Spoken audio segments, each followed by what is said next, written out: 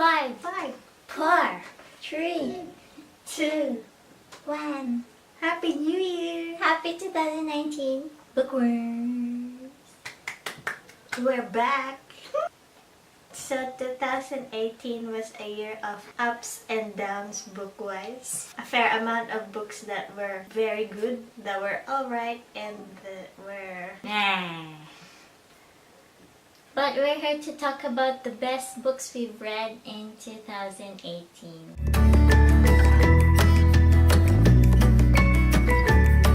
But that doesn't mean that they were published in 2018.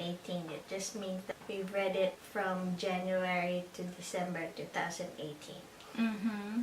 We came up with 10 books, 5 of which we agreed on, like that we both read, and then the other 5 are either I read it or she read it. I'm gonna start with the 5 that we both haven't read.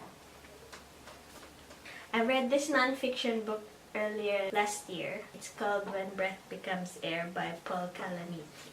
It's a biography written by a neurosurgeon who contracted a terminal illness. So he developed cancer, and then he decided to write this book about his life, how his success as a neurosurgeon and the decline of his health. He also studied writing or journalism before he started medical school. That's why his writing was really, really good. You can see that the chapters were straight to the point, but he didn't have to use a lot of words to describe what he was going through, and you could just feel everything. It's not really a spoiler, but he dies without finishing it.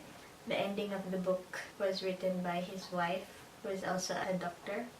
It was very beautifully written. One of those books that changes your perspective on life, how a sickness can change someone's life like that.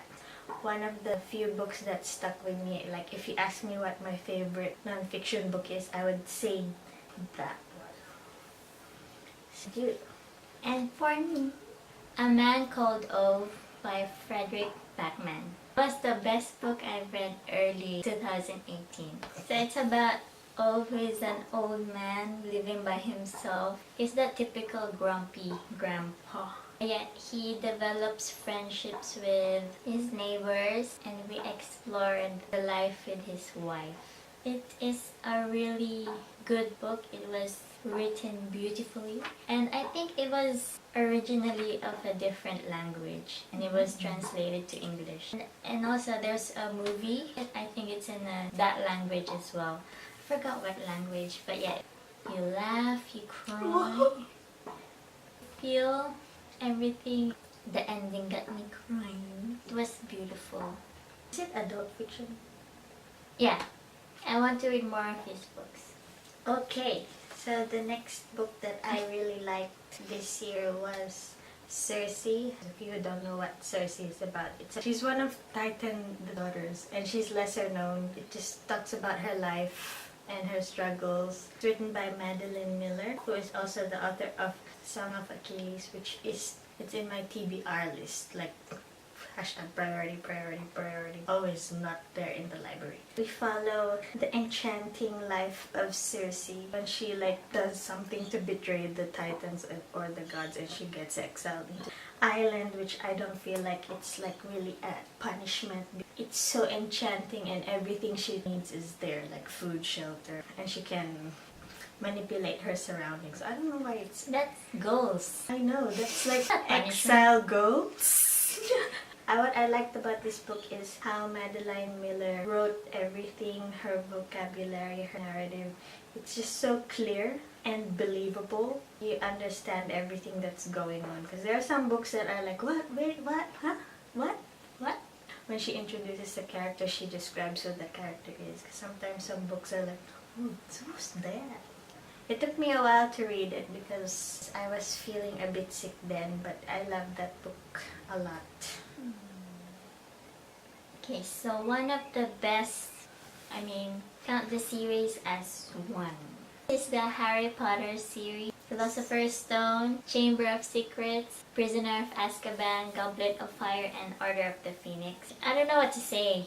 It's already a given that it's one of the best books. The writing is amazing, and I've listened to all of it in audiobook which are narrated by Stephen Fry. His voice just sounds so magical. It's like brings the words to life. I was aiming to finish the whole series last year, but I didn't.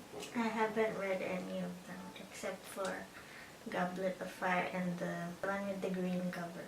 I think Half-Blood. But maybe I'll read them or listen to them when I have time. If you're looking for an audiobook to listen to, Harry Potter, the best. Stephen Fry, hands down. Okay, so one of the best books I've read that she has is To Kill a Kingdom by Alexander Christo. As I was saying earlier in our past videos, I like The Little Mermaid. It's my favorite Disney movie of all time. I really, really like retellings. I discovered The Surface Breaks, which I didn't like. I'm not gonna get into that. So I heard about To Kill a Kingdom maybe a year ago, and it's been in my to-be-read list in Goodreads. And we found it in the library, and then I grabbed it, and then I read it. I think I finished it really quick, which is a week for me because I was working full-time. To Kill a Kingdom is kind of like a Little Mermaid retelling, but it's more brutal, more gruesome, violent, like talking about ripping people's hearts out. The characters are so enchanting, so there's the differences between mermaids and sirens and the Sea Queen. Alexander Christo describes them so beautifully. You can imagine them and the different kingdoms. There's Kingdom of the Sea, Kingdom of Gold, Kingdom of Love, and there's another one, Kingdom of Snow. And it just takes you on an adventure within those kingdoms, and it's just very magical. I don't even know how she comes up with those made-up languages, and it's just... If you like The Little Mermaid and if you like retellings, don't read The Surface Breaks, read To Kill a Kingdom. So on to the books that we both read. And we both agreed upon number 5.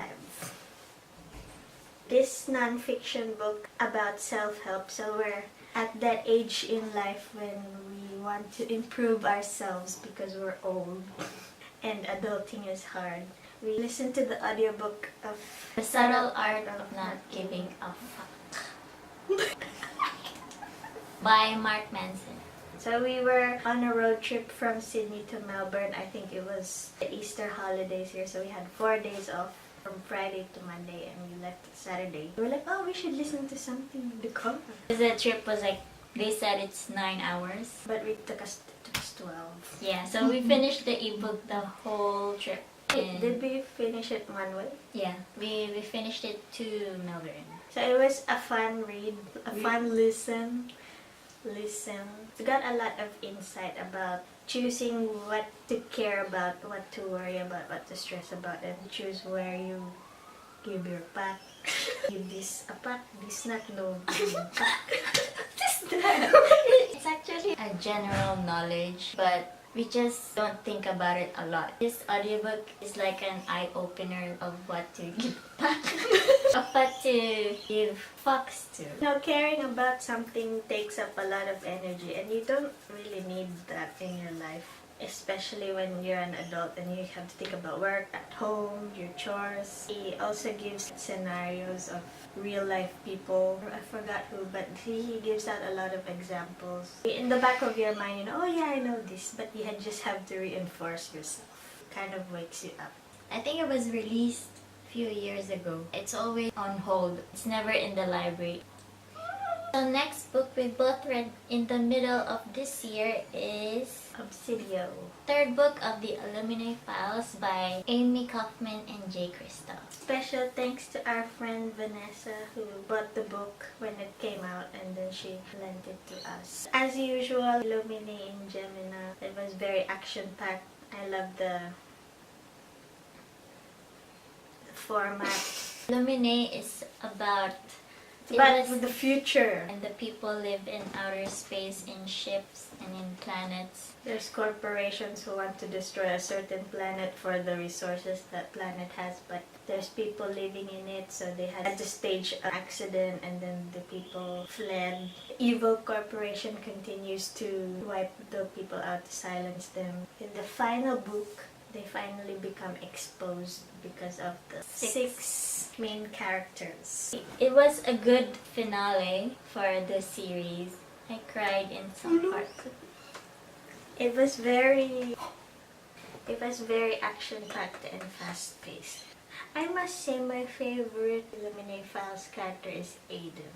Yeah. It's like you don't know if he's bad or good. He's not a person, but he tries to have emotions. He tries to care. Aiden is the artificial intelligence in the book. He works with the main characters. But I think my favorite book of the three is probably Gemina. So top 3. It's a graphic novel by Brian K. Vaughan and Fiona Staples. I read the first 3 volumes 2 years ago, and I started getting back to it 2018. I was pushing her to read it.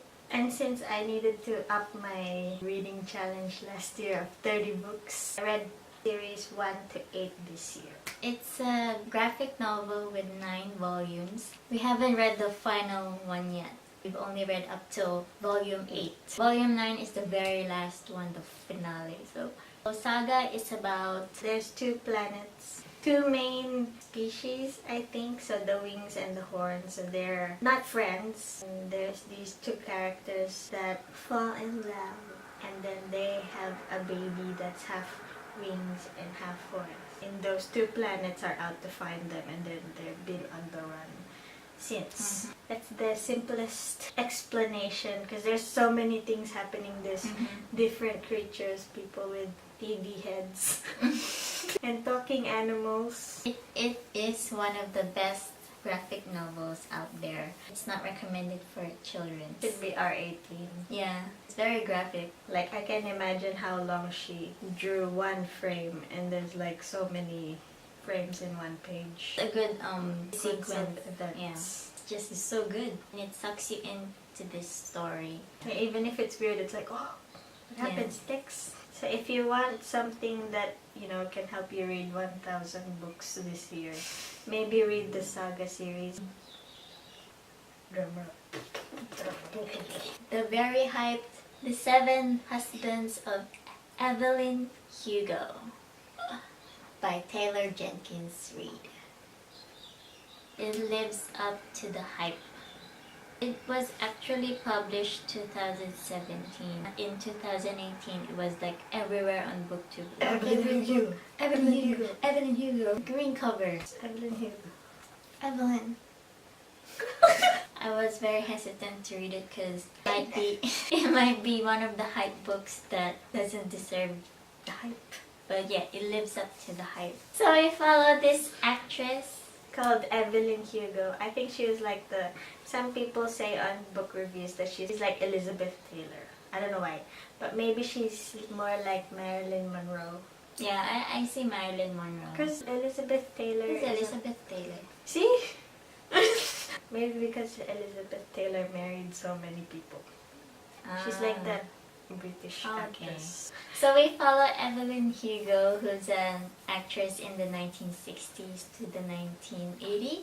She's had several relationships with men. Several. Several. Evelyn Hugo gets married 7 times in this book. We follow Monique, who is the journalist in the magazine. I think it was because now the 80-year-old Evelyn Hugo was auctioning off her dresses to support charities, and then Monique was chosen by her for some reason. You can write an autobiography. Then Evelyn tells Monique her life story.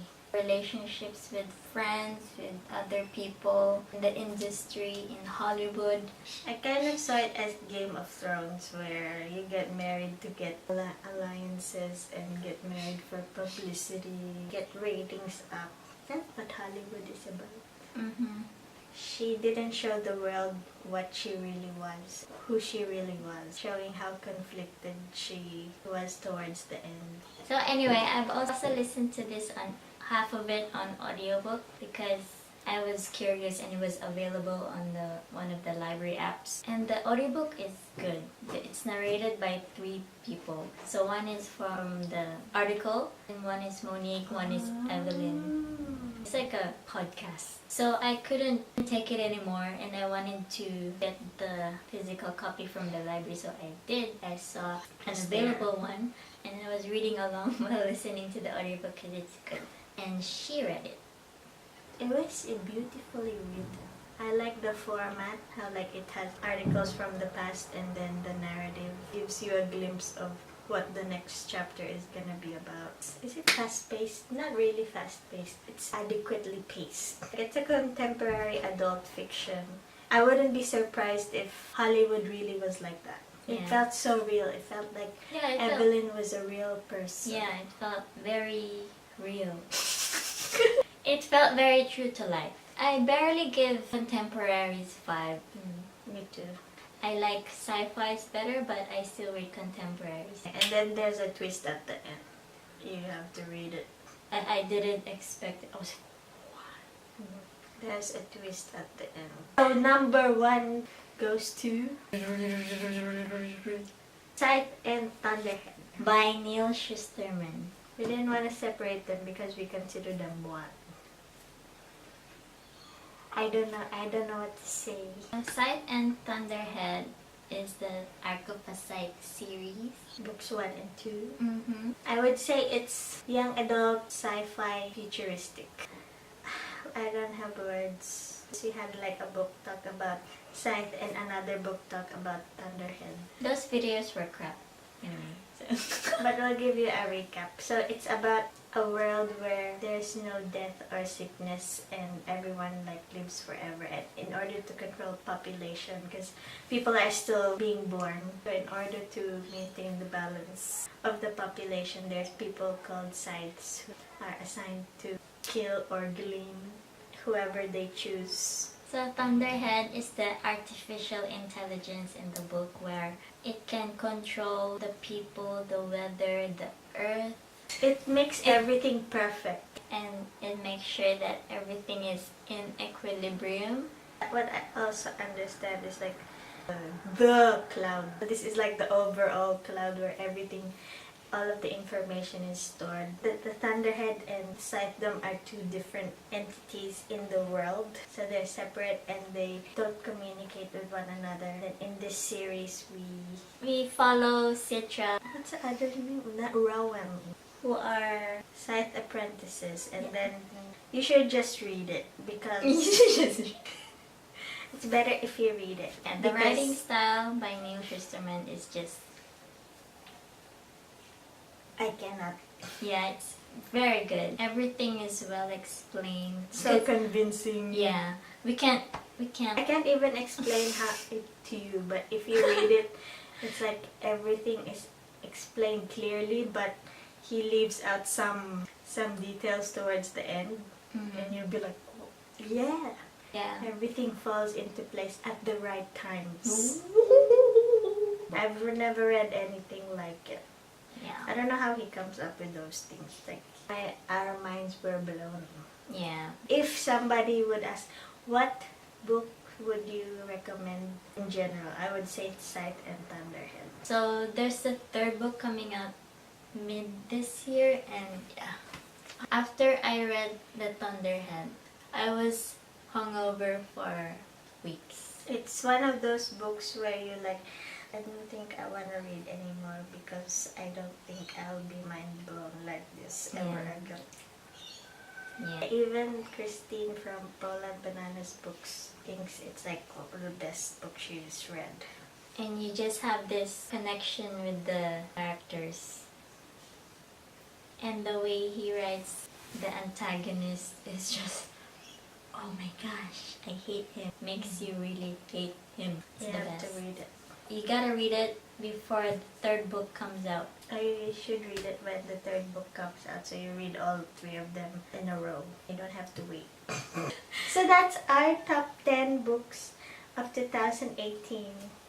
Hope to read more good mind-blowing books In 2019. this year. Please recommend some books, even if they're published years ago. If you think if you think a book is mind-blowing, please recommend it to us. Have you read the books we've read? What do you think about the books we just Mentioned. mentioned? Did you like them? Did you not like them? Everyone has their own different opinions, and that's okay. We'd love to hear them. The comments below or on our Instagram or Twitter or Facebook. So that wraps up our first video of 2019. Like and subscribe, and we'll see you in the next video. Don't forget to follow us on social media. Mangoes. Happy New Year!